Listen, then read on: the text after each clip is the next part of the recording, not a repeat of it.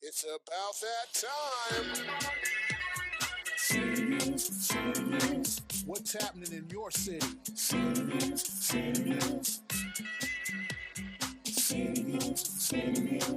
You got love for your city?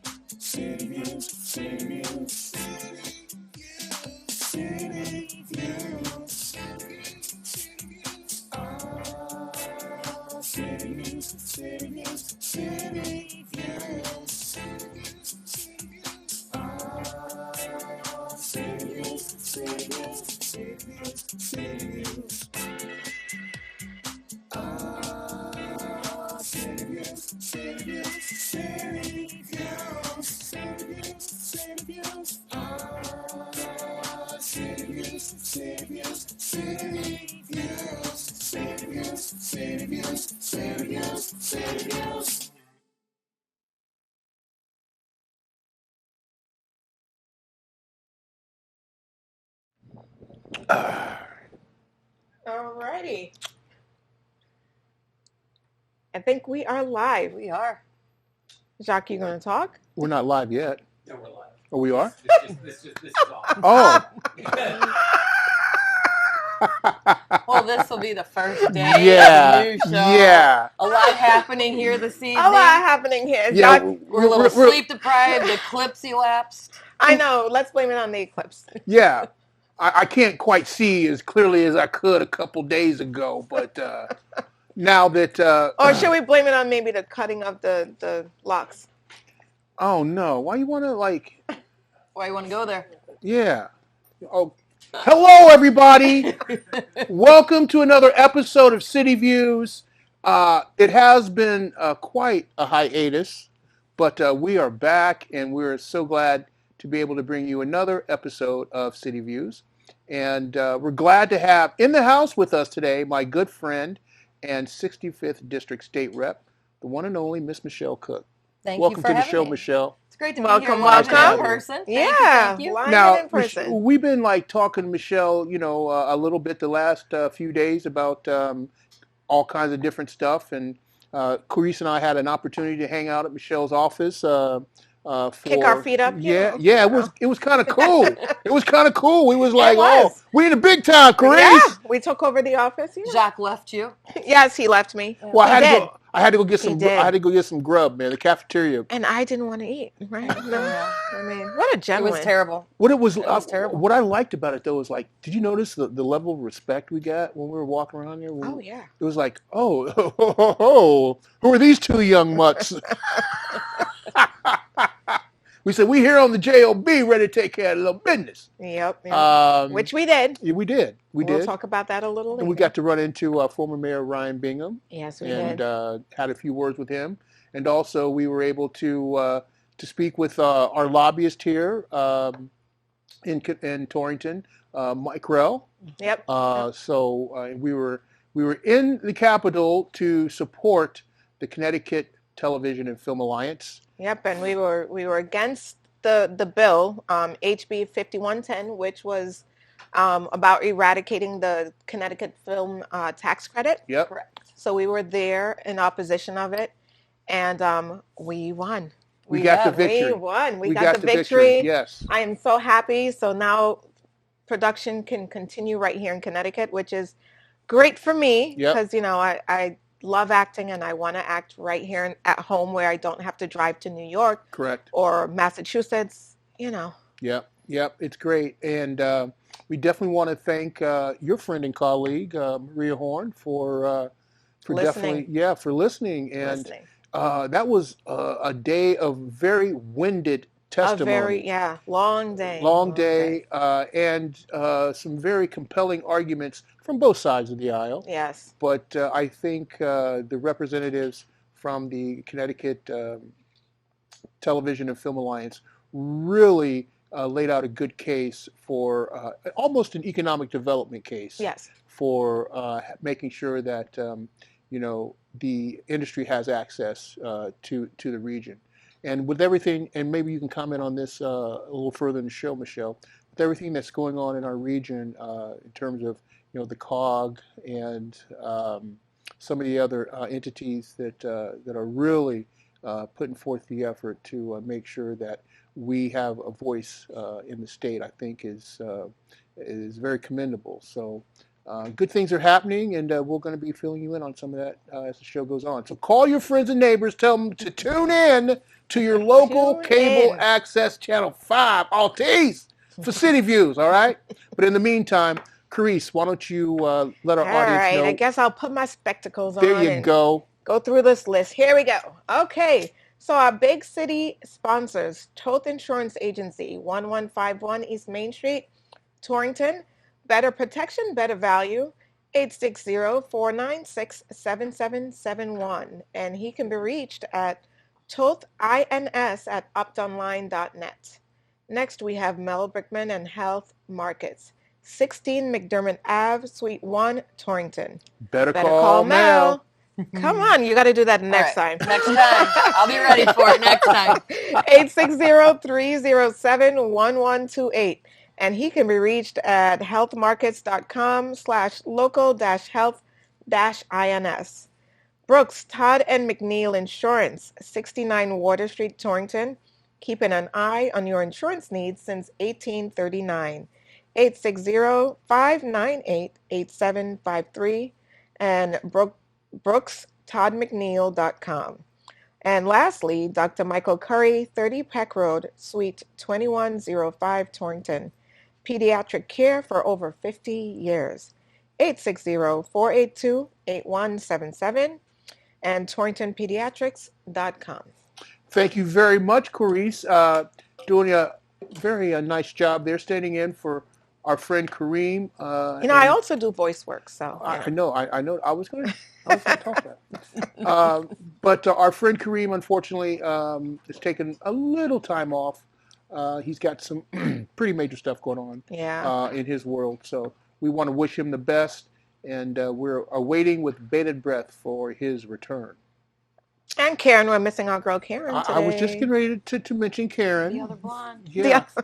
But yeah, it's her loss because, she could have been on set with her pal, but, I guess sometimes things aren't always meant to be. I guess not. So, but that's all right. You got the two women here, so I know, 2 against 1. I know.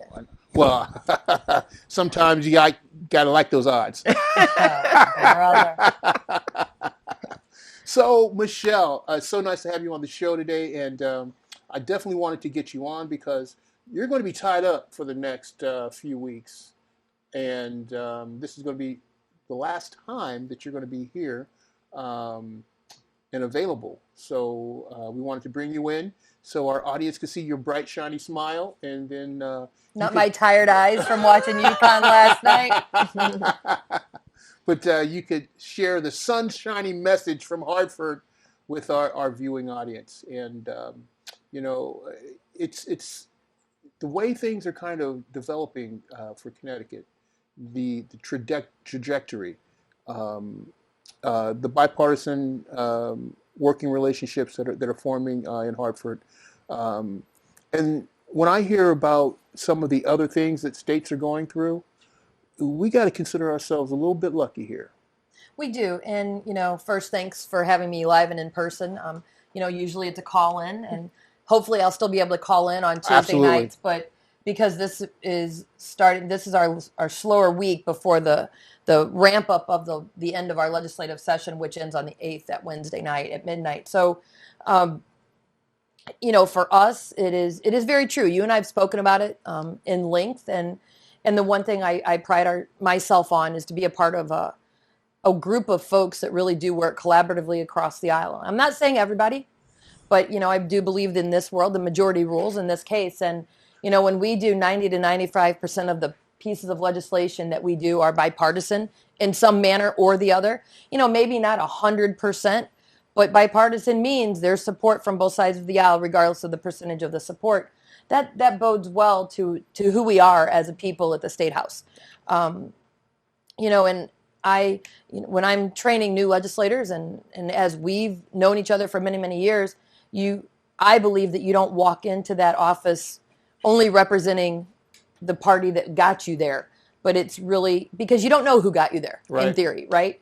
But you represent all parties and all people. And maybe you don't all agree, but you do your best to try to figure out how to come up with some type of a common ground. Whether it's a give a little here, take a little here, how do we negotiate that out? And I think that our legislative body, especially in the House, has really done yeoman's work to make that part of some of the things that we're the most proud of. And I got to be honest with you, Michelle.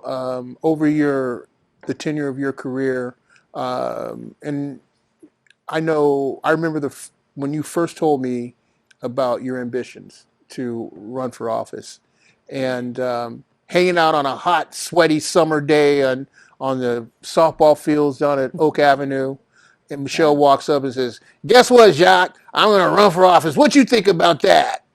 And I was like, I couldn't think of a better person to take up that endeavor. And what I appreciate most about you is the fact that you haven't changed. Thank you. The position that you're in hasn't gone to your head. But not only that, you're highly respected on the Hill.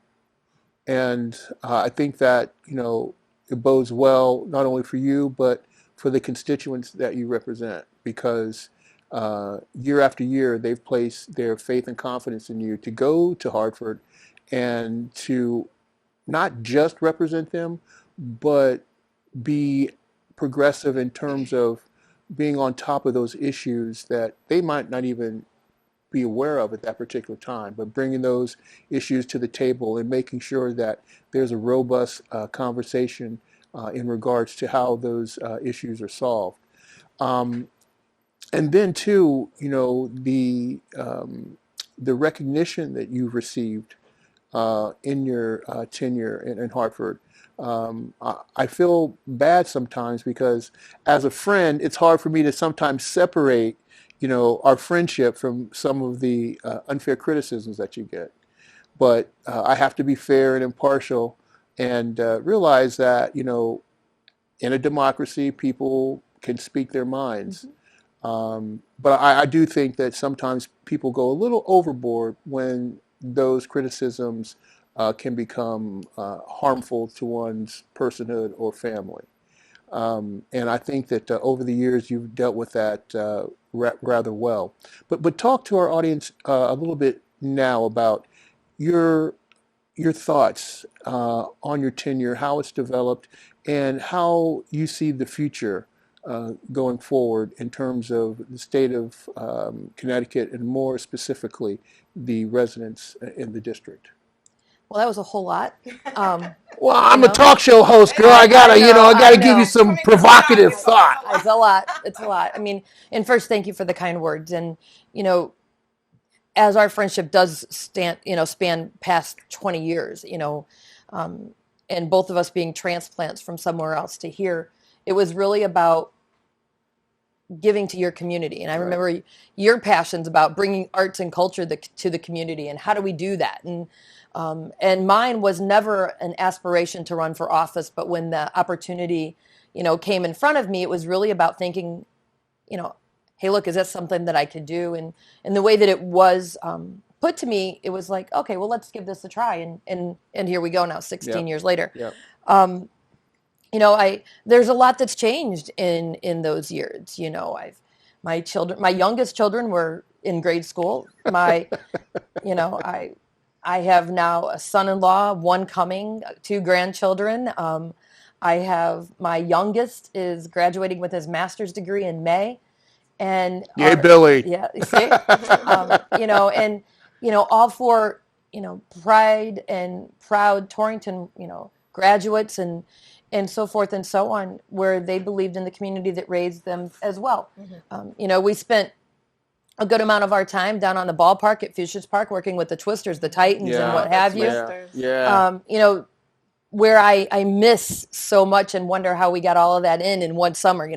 How do you run after your kids, play softball yourself, coach them, do this, do that, and then still on a field for 40 games a summer, and then travel with the team. But it is really about community first. Yeah. And I think that's who makes the best political activist. It's the folks that put their community first. You know, and I remember I was teaching preschool when I decided to run for office, and I remember the director of the Torrington Child Care Center on Kennedy Drive, Mary Jacque, who was a great friend of mine, and all the staff that are still there.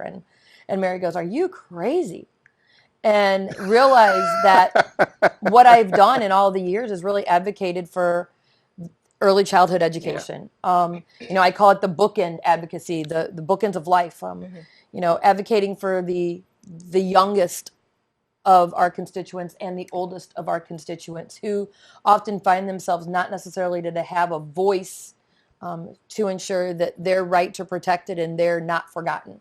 On both ends. But that fills in a whole lot of other blanks in between. You know, it's people with needs and veterans and school-age children, you know, all sorts of things. And so, you know, for me, it's definitely been educational. It's been humbling. Every year I still go out and knock those doors and talk to people, because each year something changes. Yeah. You never would I have thought all those years ago that we would have had to encounter a pandemic. Right.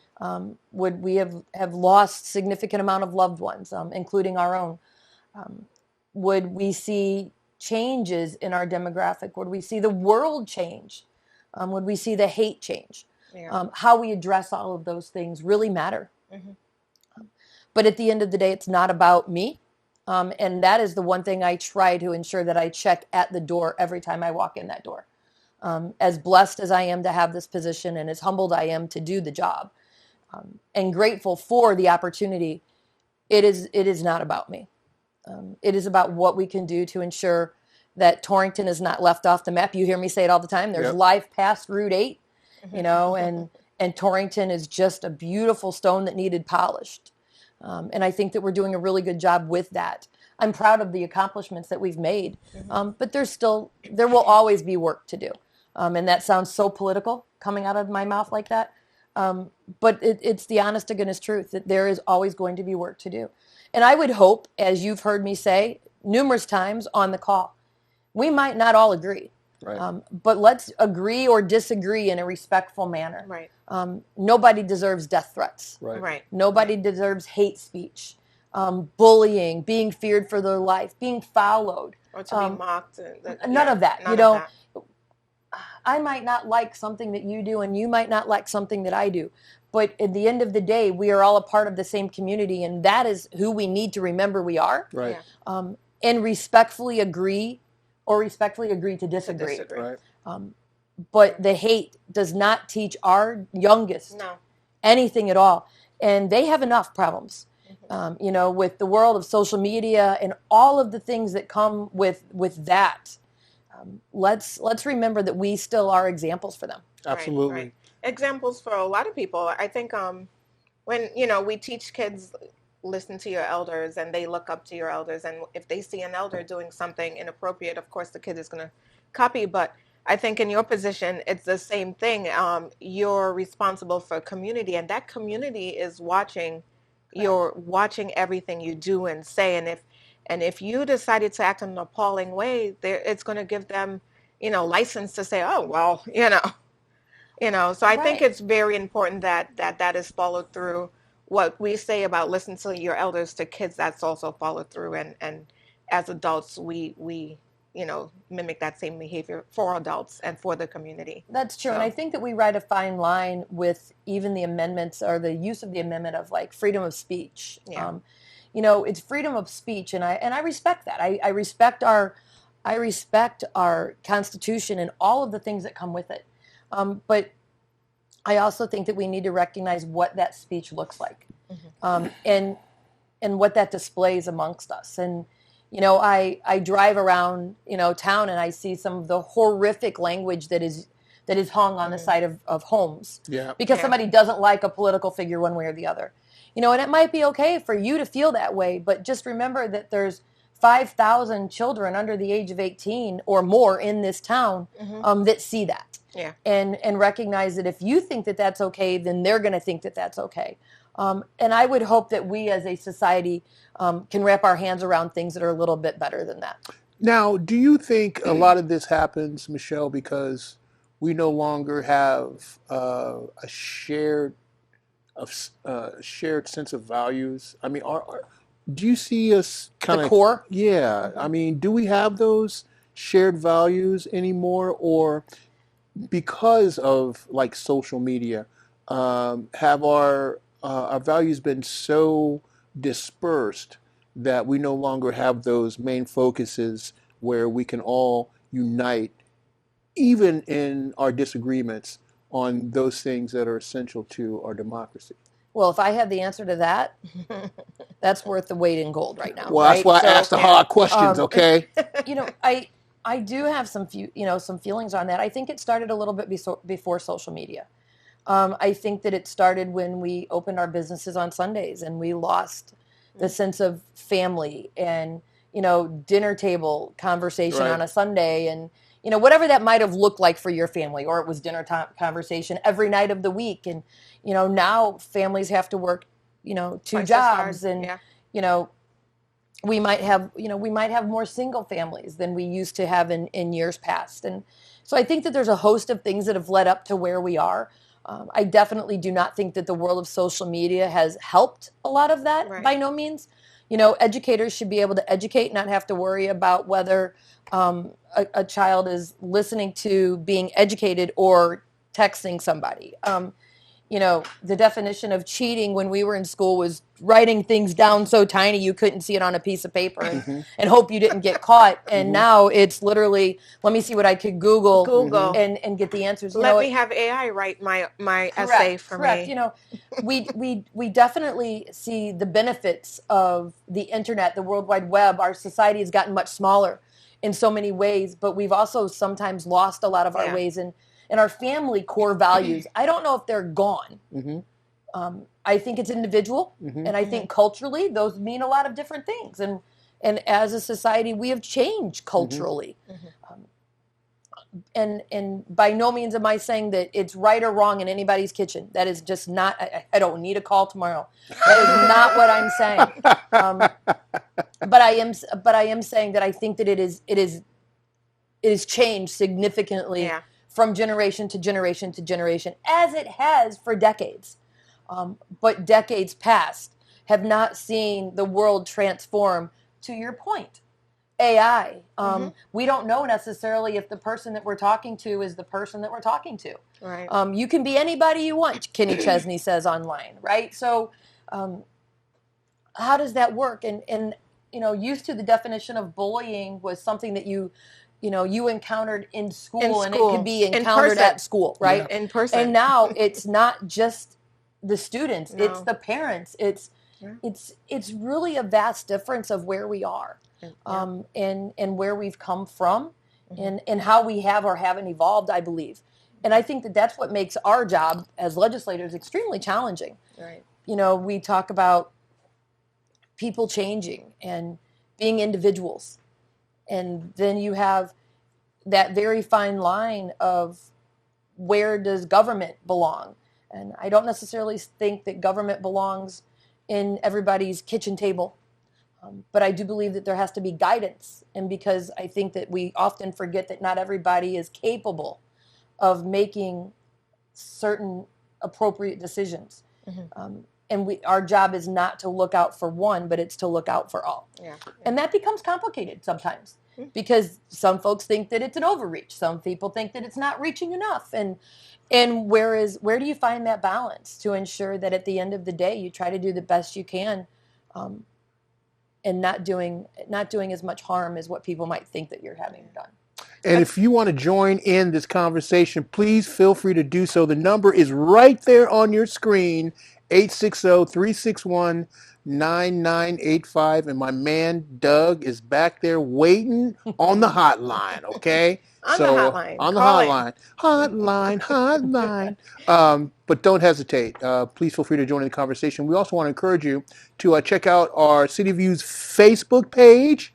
And if you want to suggest topics, guests for the show, or you just want to rap to me, just jot something down there, and we'll get to you. Well, I mean, profess your love to Jacque. Feel free.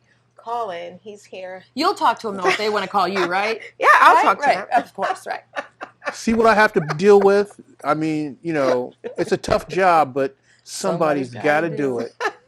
And Michelle, before we get to the bottom of the hour, to our sponsors, I think that it should be noted some of the um, contributions that you've made to Torrington, because it's not like you've been on the Hill eating bonbons for your entire tenure, and because of your solid Midwest grassroots values, uh, I think you went into office feeling that sense of um, having to make sure that whatever you did, it was measurable, that it was something that people could actually tangibly touch, feel, see as part of your work in Hartford. Um, and just right off the top of my head, you're helping to fund the renovation at the high school is major. And I think that one thing alone is putting so much pride into the community. And people that I talk to, I mean, people that graduated from Torrington High School decades ago, they're just like all fired up because, finally the school is getting Yeah. some work done to it. Yeah. And that just gives them, a sense of pride knowing that, that building that hosted so many memories for them is now becoming a beacon of the community. You have that. You have the work that you just did helping out Friendly Hands Food Bank get that new building and putting such a high level of awareness on food insecurity. Yeah. Now, a lot of people might be thinking, what does a state House member have to do with feeding the community? Well, you don't know what issues are going to be That's on true. the agenda when you take office, but you have to be aware enough to know when those issues come to the table that you have a plan to meet those Right, challenges. right. And I think you've done, as one of the terms you like to use, yeoman's work. Yeoman. Yeoman's work. I do And use the word yeoman's work. I had a but teacher named Mr. Yeoman Gilbert. yo, man, what's up? Briefly to that, I think that it was really about leaving the world a better place than Yeah. when you found it, right? Right. And Yeah. so the work at the high school, I'm very proud of the work at the Absolutely. high school. It started with the track and field. Yep. And I joked when we talked about rebuilding the Yeah. high school, I'm like, I'm chaining myself to that track and field if you talk about digging that thing up. Like that was blood, sweat, and Oh, tears that there. Yeah. From that to, Friendly Hands, to the work with the Warner, to Five Points Art Gallery. Those are just little things, not to mention, being able to increase, the money for educational dollars every year that I've been into office, because knowing that is such a huge component to the city of education. There's so many more other things that we could talk about, and I'm not a talk about me kind of person, and you know that. Well, So, we're talking about your contributions to the community while in office. So if you can make a clear distinction between you and your accomplishments, then I think we are making progress, my well, friend. and I'm trying to do that, and because I think it is about teamwork, Yeah. right? And so I can go up and advocate for a variety of things, but I also need some help, Right. and so I need the speaker to believe in me, and I'm honored and privileged to call him my friend. Right. But being able to help folks like Brooklyn Memorial Right. and getting wages increased for nursing home Right. staff and preschool staff and, all of those other things, it's really about changing others' quality of life. Yeah. Giving our children an awesome place to be educated in. That's, for me, that's so cool. Yeah. My kids are Yeah. so mad that it didn't happen when they were in Yeah. school. But at the end of the day, as I tell them, bring yourselves on back, have your Right. kids here, and then it can be about your kids. Yeah. But it is about our community. Right. Yeah. And the list is I'm proud of the list, and I'm proud of partnering with many people in this community to help better the cause, whatever that cause might look like. Right. and I think about the room that we're in now, and I think about the fight that we had to keep this place alive. Yep. And the fight that we had to keep, Jeff Zeiner, our dear friend, who was in this room and in this studio every day, and the error of big businesses' ways to not recognize the asset that he was. That's what it's about. Right. Yeah. It's about having that honor, Right. And that responsibility. And, like when folks like yourselves and other people, we're hosting Food Insecurity Day on the 25th up at the Capitol. That's our second one. It's about making sure that people understand what really is going on. Right. Because we can't always rely on what you might hear in 2 or 3 minutes on your drive time news. I mean, not that our drive time news isn't great, Right. but you might miss something important. And people, the hours that we work crazy hours, and maybe I don't hit the morning news or the night news, or some people just won't watch the news because they think it's depressing. Right. It's really about trying to figure out a way to ensure that people have what they need. Right. Right. And it's not always about putting it on a billboard or a mailer, because some of the most important work is not the stuff that you read about in your mailbox. True. It's about the stuff that changed somebody's life, Yep. and that's what mattered. Speaking of what matters, it's about that time for the bottom of the hour sponsors. What do you think, Coryse? I think I can do that. Okay. Big city sponsors. Big city sponsors. Big city sponsors. Here we go. I should have these memorized by now.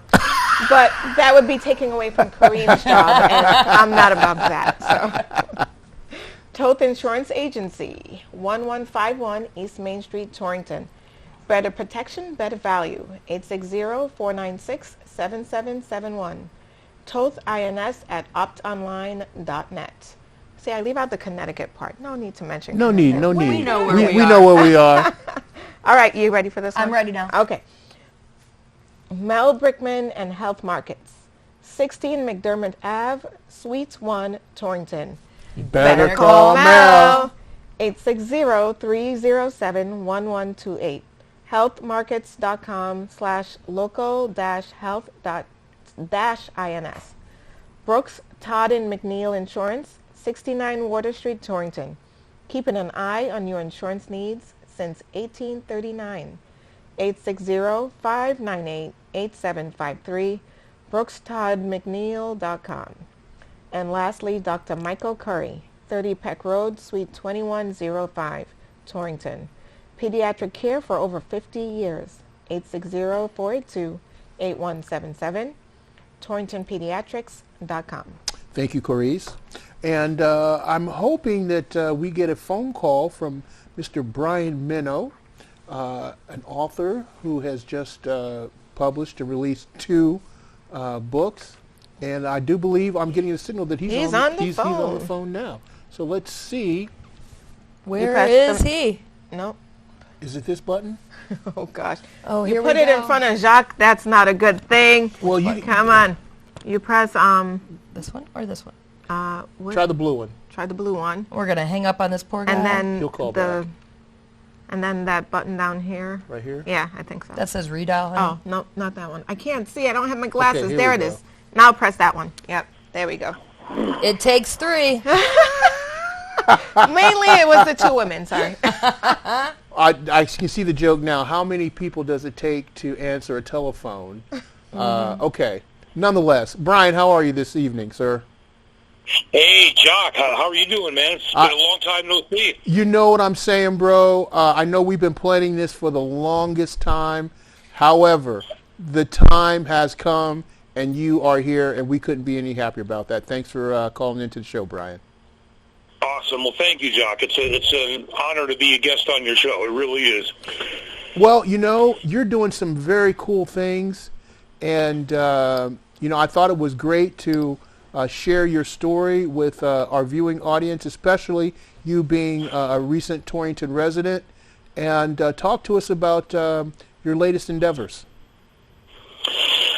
Sure. Well, up until about 3 years ago, I never really had a mind for poetry or to write much of anything, and for some reason it just kind of came to me. So I wrote a poem and I submitted it to a journal in Ottawa, Canada, and it's called the Nightingale Poetry Journal.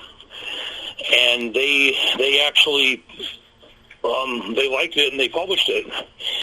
I was shocked and dismayed, but at the same time, yeah, but to see something that you wrote that you wrote about 20 times and crumpled up the paper and threw it away, and somebody actually digs it, it's like, wow, this is really awesome, So I started there, and then I wrote another poem to the Michigan Poetry Society. My poem titled Peaceful Sounds, and they published that. And let's see, the American Legion online magazine published one. The South African Legion online magazine published one in their Springbok episode. And then the Taj Mahal Review in India, not only did they publish my poem, but they nominated me for an award I never knew existed. The Pushcart Prize Award. Wow. I know, dude. I was totally blown away. You write something and someone digs it so much that they nominate you for some kind of award. Yeah. Yeah, that was really something. So let's see, and then I got the Australians Children's Poetry Society. They published my poem titled Confessions of a First Grader. It's the only child's poem I wrote, but I'm glad somebody liked it. It sounds like a description of me, to be honest with you. Oh yeah, there you go. And then let's see, I got the Two Eyes of Europe. Ireland published one in a newsletter, and Iceland published one in a newsletter, in both English and Icelandic. Wow. That's incredible. Yeah, I know. And then, sadly, though, Buenos Aires Review, which is like a major newspaper down in South America, they said they stopped because of COVID. They were all backed up. So I thought, I gotta get all 6 continents. So then I thought, wait a minute, the Falkland Islands, that's down there, and then they're Anglophile. But I called them up, and there's only one newspaper. It's called the Penguin News, which I have a copy of right here. And it's an island, 2 islands the size of Connecticut, with about 1,000th the population. It's only like 3,300 people that live there. Wow. How did they get to the grocery store? They fish. They live off the land. They live off the land. That's it. Okay. I wouldn't want to live there. There's too much space in between people and stuff and things. I would want to live be there. happy. Me too. Penguins, down there, the penguins outnumber the people. Not a bad problem to have sometimes, I don't think. No. Well, I don't know. I think it's better than Canadian geese, Oh, Brian, I should have informed you that I have my 2 lovely co-hosts here with me on the set today, Coryse Villarouel and our wonderful, talented 65th District State Rep, Michelle Cook. Oh, hey, hello, Michelle Cook. I remember you. I remember you years ago. You knew me when I was in the Coast Guard Auxiliary. Yes, I did. Oh, Or I wow. still Oh, do. my God, how are you? I'm good. How are you? I'm awesome. I'm awesome. He's stuttering. Yeah, You're we doing can fabulous. It's great to hear from you, though, and I'm so proud of all the great work that you're doing. Oh, thank you. Hey, how's our friend Jim McGilvery doing these days? Jim pops up when he wants to pop up. If there's an event that's going on that he feels like he wants to show up at, you'll just see Jim with his camera with a big smile on his face, taking pictures of everything and everybody. But always with his camera. Yep. Oh, that's definitely him. So he's enjoying his retirement, huh? Well, I don't think retirement. He might be retired from his former work, but he's still working for sure. Awesome. That's definitely sounds like Jim. Yep. Yeah. So anyway, real quick, seeing as it's only one newspaper on the whole island, I looked up her name. It's Lisa Watson. I did something you don't normally do. I went to her Facebook page and I just told her, I said, "Hi, Lisa." I said, I'm this poet. I'm up here in the USA and I'm published in 5 continents. I'd love to make South America 6. Could you help me out? If you could please help me out, that would be great.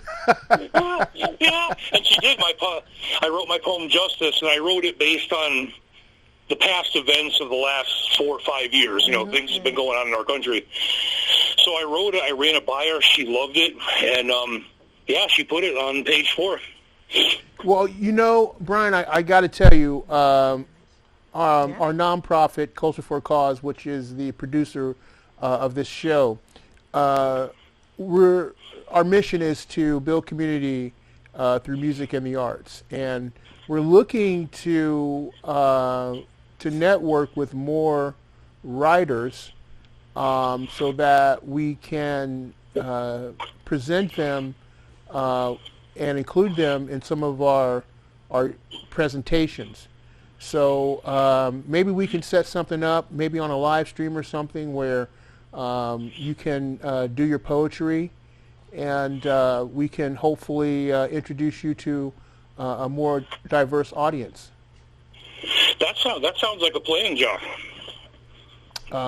It seems like the work that you're doing has a high level of inspiration on your part, and I'm sure that others that would be hearing your work might be equally as inspired.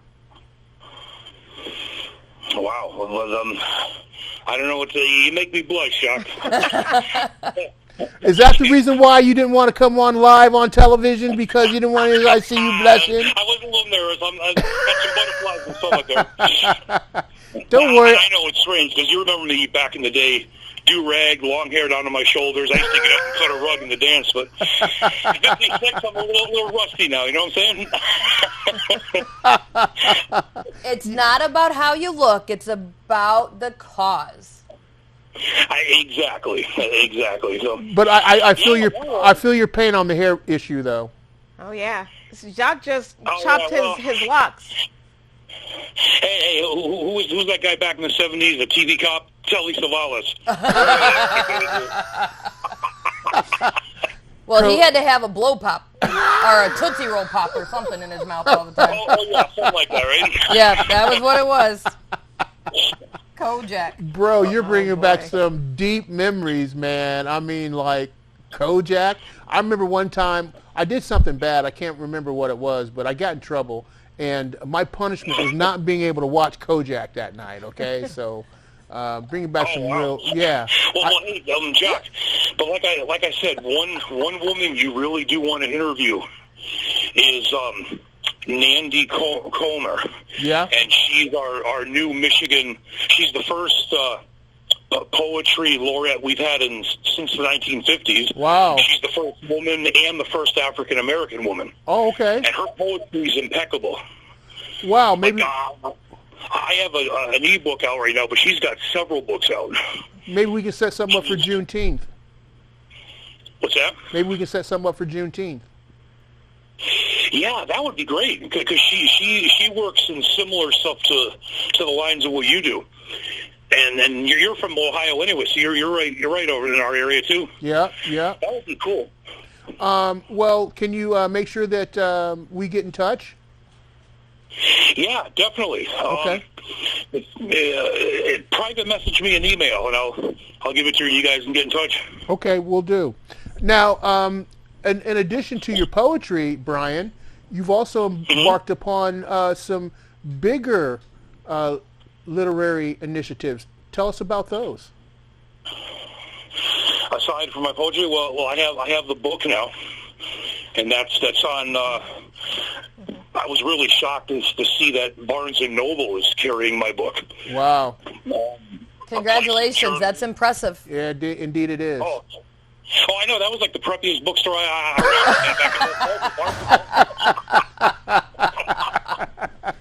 Oh man! and what's the name of this book?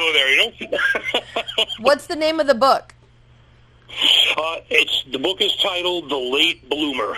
Oh, that describes me to a T. My mother said I was going to be a late bloomer, but I didn't think she was talking about me being in my 60s. Well, hey, don't feel bad, Jacque, because I picked that name for a couple of reasons. Because the greatest poet I can think of, or one of them, was Robert Frost. Yeah, The person that won 4 Pulitzer Prizes. He holds the record to this day.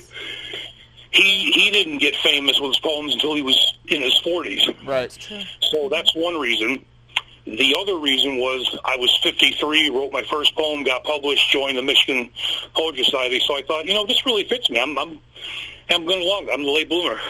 Yeah. Okay. Yeah. I just ran with it. So Yeah. tell us a little more about the book. Give us give our audience a little synopsis. Yeah, basically, it's what you call a chapbook. It's 20 pages. So I took my whole poetry collection and I converted it, had it published through ebooks. I hired a dynamite book cover designer. He's from Nigeria, and he was on Fiverr, because you can get a lot of good freelancers there. From what do you call it? Well, you get your copy editor, you get your format editor, your proofreader, and then they have illustrators and pretty much everything you need. Heck, you can even get an author interview for them. Well, he designed my cover front and back. I would highly recommend. He goes by the name Daniel Lee on Fiverr. Highly recommend him. He also did Stephanie Chrissam's book.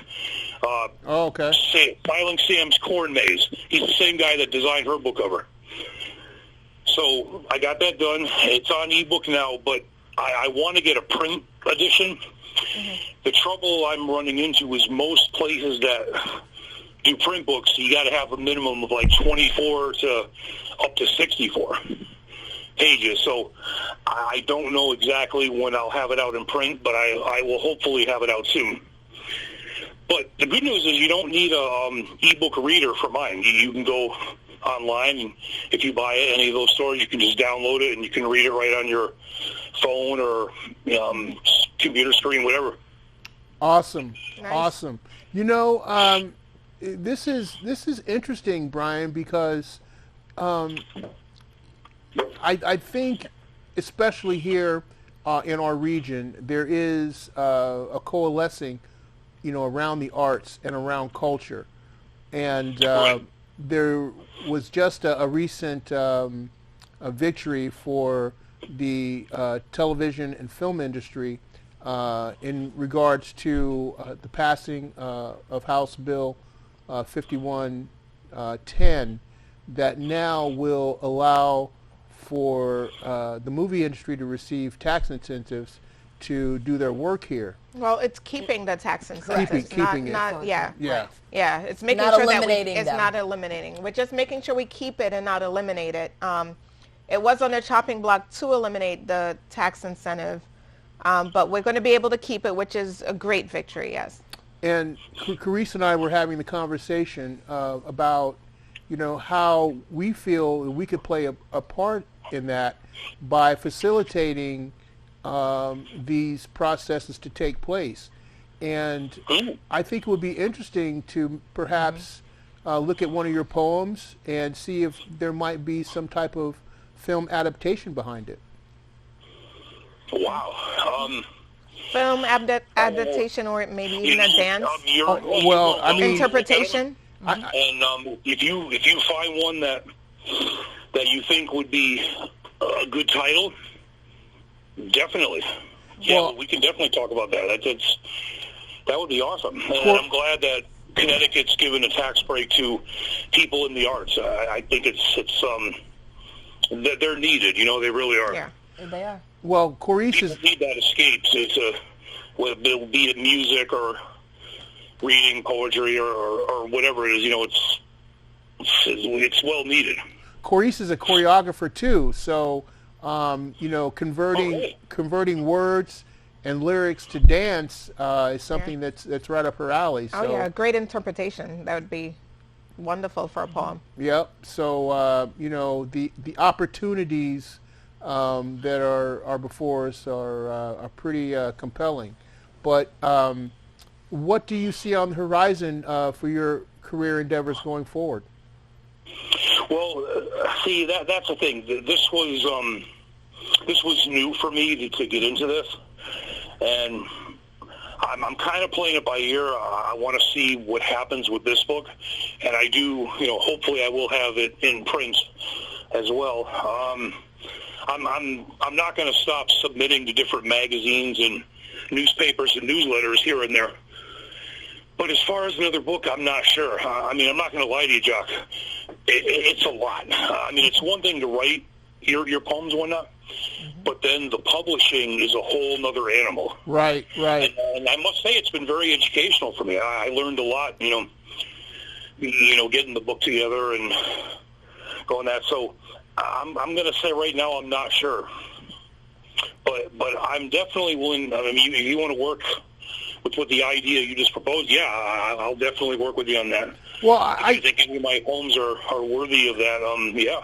I just remember when you got in touch with me, and I was like, oh my goodness. I mean, this was just like really stuff that we really need to introduce to our not only our viewing audience, but our listening audience as well, as far as what I do with our local community radio station. So you can consider us on board, man. We're on the train. We're riding with you. All right. That's really something. And don't mind me, I'm a little bit nervous. This is the first. We couldn't tell, No, man. not at all. You're doing a great job. I mean, you know what the old saying is: if you can't baffle them with brilliance, dazzle them with you. Well, I can't say that on the air, but. Oh my goodness gracious! Only Jacque. I know what you're saying, man. Yeah, I know. See what we have to deal with here? I know you know. Oh yeah, I remember, Jacque. Well, this is like when the newspaper interviewed me. Basically, it was done. She sent me a bunch of questions via email, and then I answered them. And then my wife took the pictures of me here at the house, and then we sent them, and then they ran the story. I showed you the picture of I was on the front page of the Avalanche newspaper. Yeah. Yeah, so that's and I may have another interview with a newspaper up in Maine as well. And that's another thing. It's funny, you talk about movies. Stephen King has really, he's gone out of his way and he's put an olive branch out there, so to speak, to Maine-based authors. Now, I was born in Biddeford, lived there for a while, and then when I left Connecticut back in 2010, I moved up to Maine again, but I went up north to Madawaska. It's right on the Canadian border. I lived there a couple of years, so that's part of the reason why I'm going to be able to do a story in Maine. Oh, okay. And imagine getting in touch with someone like him. You want to talk about putting a movie together. Yeah. That's great stuff, Brian. And just consider this conversation the first and many to come. Definitely. I look forward to that. Great. Well, one of these days I'll come down to visit. See, right now my father, he's elderly. Yeah. I'm taking care of him now, but at some point I do definitely want to come down and visit and say hello. That'd be good. Well, it'd be great to have you down, Brian. And however, until that time, let's make sure we stay in touch, and we'll see what opportunities are out there for us to collaborate and do some good stuff with your work. And thank you for serving our country in a different type of service on the latter part of your life. Oh, hey. Well, thank you. It's the pleasure is mine, for sure. Well, Brian. Awesome. Well, hey, it was nice talking to you again, Nicole. Just curious, are you still a state representative, or did you move up to senator? No, I'm still the state representative, and I'm in my 16th year in office now. Wow, 16. I remember the year you won. Yeah. Are you planning to be the governor? No, I don't think that there's a plan for that. Or lieutenant governor? No. All right. I look at this. You can never shut a door that hasn't opened yet, right? All right, true. So True. I do know that I plan on being a good grandmother and a good mother and a good wife, and then whatever else happens after that, we'll just have to wait and see. Yeah. And she promises to be. You can't ask for any more than that. She promises to be even a better friend to me. So. Oh, awesome! There you go. Yeah, there you go. Amongst her other commands. Jacque has always been a bit needy. Yeah, you haven't changed, Jacque. See, we all know you so well. Look at that. Brian, thank you so much for calling into the show, and let's schedule something here in the very not too distant future. Definitely. And again, it was an honor and a privilege to be on your show. I deeply appreciate it. Much gratitude. And yes, we will keep in touch, Jacque. Yes, sir. Thank you very much. And good luck with your father, Brian. Nice to talk to you. Bye now. Yep. And you guys have a good night. Bye-bye. You too. Bye-bye. Brian Minnow, author, poet, and general all-around good guy with roots here in the city of Torrington, letting us know about his latest endeavors. So we appreciate that. And as we get ready to close the show, I think it's about that time, Coryse. What time is it? Big city sponsors. Big city sponsors. All right, and then right after that, we got our T-Town shout-outs, right? T-Town shout-outs. Toth Insurance Agency, 1151 East Main Street, Torrington. Better protection, better value. 860-496-7771. Toth INS at optonline.net. Next, we have Mel Brickman and Health Markets, 16 McDermott Ave, Suite 1, Torrington. Better call Mel. He can be reached 860-307-1128, healthmarkets.com/local-health-ins. Brooks, Todd and McNeil Insurance, 69 Water Street, Torrington. Keeping an eye on your insurance needs since 1839. 860-598-8753. BrooksToddMcNeil.com. And lastly, we have Dr. Michael Curry, 30 Peck Road, Suite 2105, Torrington. Pediatric care for over 50 years. 860-482-8177. TorringtonPediatrics.com. And lastly, we have the T-Town shoutouts, and it's sponsored by the Torrington Downtown Partners, growing downtown Torrington one business at a time. Dawn's Getaway, 24 Winstead Road, Torrington. Christie's Restaurant, 545 Winstead Road, Torrington. And Health Insurance Services, 438 Main Street, Torrington. Is that it, or am I missing something? Hold on, let me check. More there. Oh, there's a few more. There's a few Okay. more there. Wall and Fraunhofer, 117 Main Street, Torrington. Soul Latina Cafe, 31 Hungerford Street, Torrington. Jimmy's Store, 1238 East Main Street, Torrington. 5 Points Art Center, 855 University Drive, Torrington. And George's Music, 905 New Harrington Road, Torrington. Thank you for your support for City Views. Thank you, Coryse, for the shout-outs. Well done. For our big city shout-outs. Michelle, thank you for joining us. Thank you. And we'll make sure that when you're back in town after this session, that you're back here on stage here. Absolutely. Oh, yes. Absolutely. Karen, We'll have the two blondes at the time and me. Yeah. Hey, you can be blonde by then, too. I might be blonde by then. You never know. So, with that being said, ladies and gentlemen, I think that will bring another episode of City Views to an end. Check us out on our Facebook page. That's right. And join us back. YouTube as well. Join us back next week right here for more City Views. City Views. See ya.